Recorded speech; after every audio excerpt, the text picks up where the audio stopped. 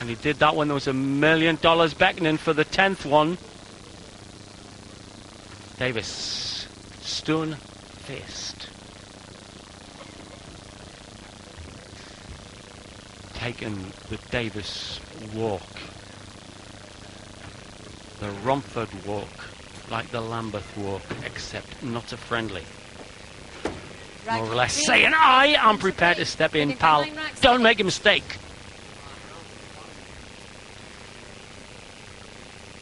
Well, I can promise you, Earl believes that he will not sit down again.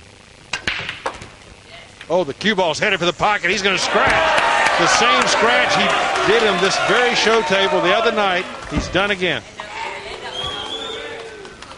Well, a bit of cue abuse there. Certainly wellied his wand into the deck. Oh, boy. What a break. And look where the one ball is.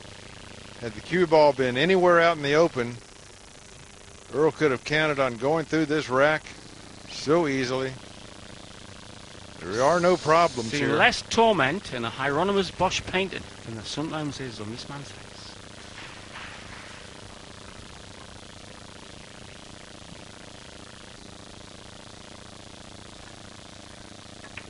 Davis sets up for the run.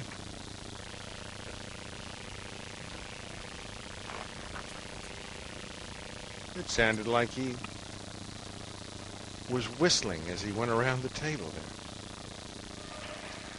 You mean like...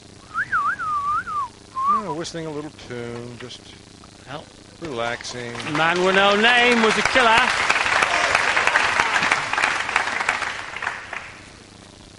Davis with a chance. Earl knows this rack is over. He's waiting for the next one.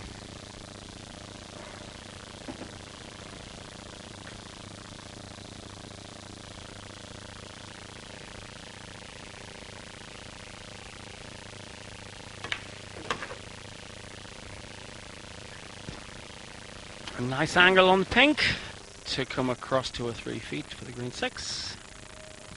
You know, this is just too much. You would expect a match like this to be very, very tight if it were the alternating break format, but this is winter break. You would have expected one of these guys to get a couple of rolls and run out ahead. Yep. And instead it's just been belly to belly all the way through the rack. Been a slugfest.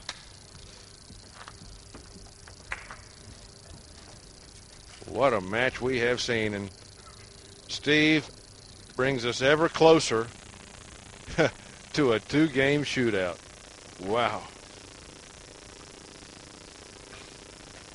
He's studying this because he's going to run into the 7 ball with the cue ball, and he's just planning where he wants the 7 ball to wind up after this so he has a shot on the 7. He'll take it across into the side pocket. Beautiful, precise work. Earl winces. Each Davis shot. A tin tack driven hard into the vein.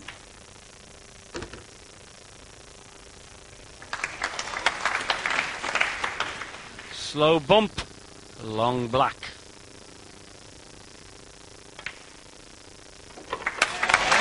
One ball away from that 2-game shootout we told you of earlier. Here we go then! Level for Devils! 9 apiece! First to 11's the winner! Boy, oh boy. Steve Davis has decided to take another break. And Earl's face shows you what he thinks about it.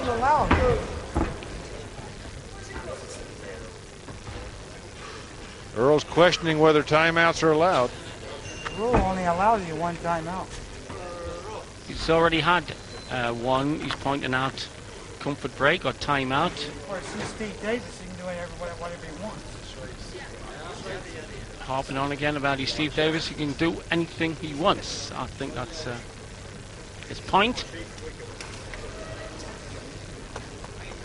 Well, he's pointing out that The rules of most tournaments will allow you only one timeout during a match. Frankly, I don't know what the rule is at the World Championship. Well, I'm sure that Michaela Tab wouldn't have let him go unless it was within the rules.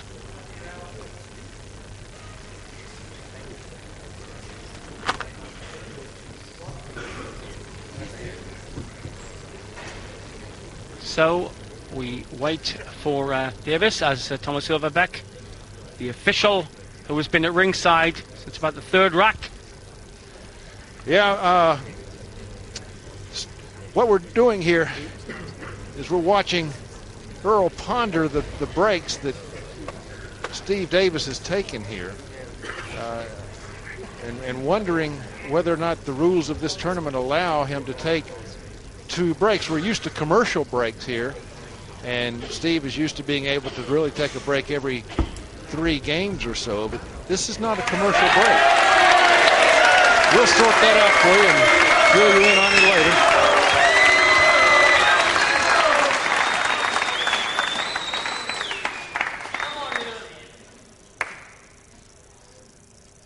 Here we go then. Rack 19, Steve Davis to break, 9 racks each. Davis are looking to get 2 consecutive racks to dump the world champion. Start of the operation here. There's a ball down. Oh boy. This got real ugly real fast. Did it ever close up on the 1 ball, no shot? No shot, no hit. And the 6 ball so close, he's got to have to go for a push out here. Where's the good one?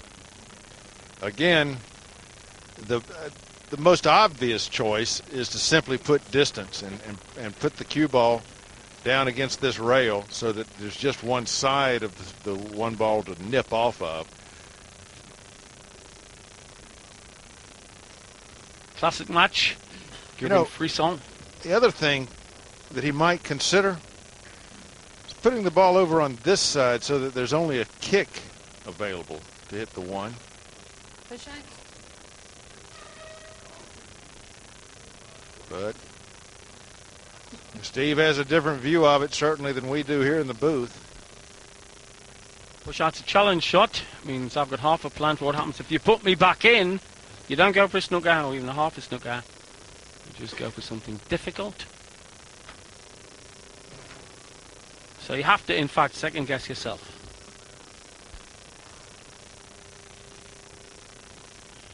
You know, with the push, he could also use the free shot to tie up a couple of balls. Now he's looking where he wants to put that cue ball for this push.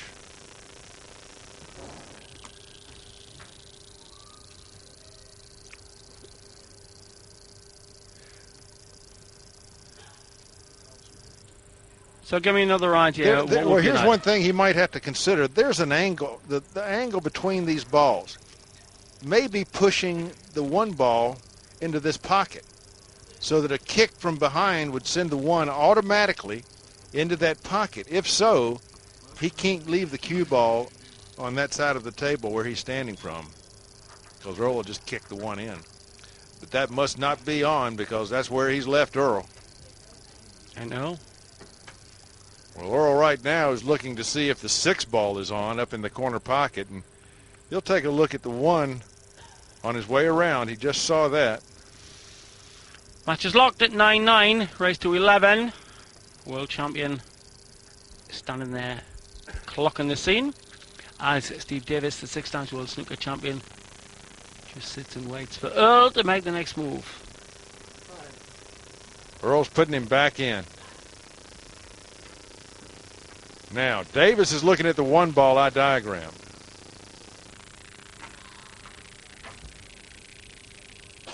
So go through it again. What's his plan got to be?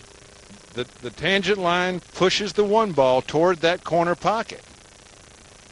Now, does he take it? Okay, this is going to be cushion first and dolly up. Oh boy, he has opened the table up for Strickland. Has he ever? needed to hit that just a little bit thinner. And the 1 and 6 may not have been perfectly married. They may not have been touching. World champion in play. Missed the pocket badly. Needs to forget the histrionics. Needs to forget the paranoia that he thinks exudes from this crowd. Tough shot here down the rail. Right in the hole. Dominating the middle of the pitch. Like the great Beckenbauer. Easy peasy. Lemon squeezy. The lemon being Steve Davis's hoops. Being squeezed now by the world champ. Squeezed. So close to the goal. Every ball is another 5% of the way down the path for 2 games. Classic match with an edge of darkness. Well, Steve Davis is in trouble now. Earl Strickland beyond the hill and breaking.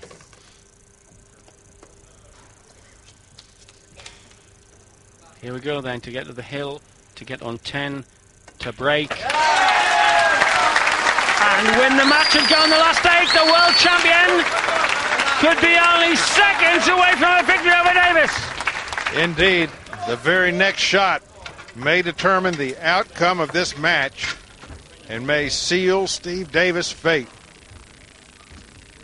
If this table opens up for Earl and a ball goes down and he's got a shot on the lowest numbered ball, you can believe it's over. Tension enormous, quivering voices in the company box. Lad down the front seat showing his hat. I bet you the crowd is quiet for this one. Right, thank you. Right. Well, I think there was a slight murmur at Earl dropping the choke there by accident. But I think the more circumspect Earl has now focused on non-extraneous matters like whacking these lot down Rack to 20, the 9. Earl Strickland to break, leading by 10 racks to 9. Here we go. Could be these lot for the match. He's got a ball down now. Will he get a shot on that one ball? It's bobbled out and it's covered out. Yes, he does. Yes, he does. And he did say this crowd were against him. Wrong, Earl. That was good appreciation of what looks like being the end for Davis, probably with this layout. Boy, can you imagine this shot? That pocket must look tiny, but he's in there. Lovely travel, whiskered past the blue too. Is that resignation on the face of Davis to defeat? It must be, and boy, this revenge has got to be so sweet for Earl. That's right, to the Moscone Cup. Uh-oh. Could be trouble. It is trouble. He's hidden himself from the 4 ball. The 9 ball is a full ball block. Look at the face. He can't understand why he's done this to himself. I think he'd been sucking on a lemon in agony because of the mistake. Pure agony. You know, when he collects himself, he's going to realize he's only got to go over a corner of that 9 ball. There's more pool to play, folks. It's not going to be the world champion whistling through unless he can manufacture something Sid, here. he's going to make this shot. Well, he could do himself a favour by not lashing himself verbally about being stupid enough to not to make it a clean shot.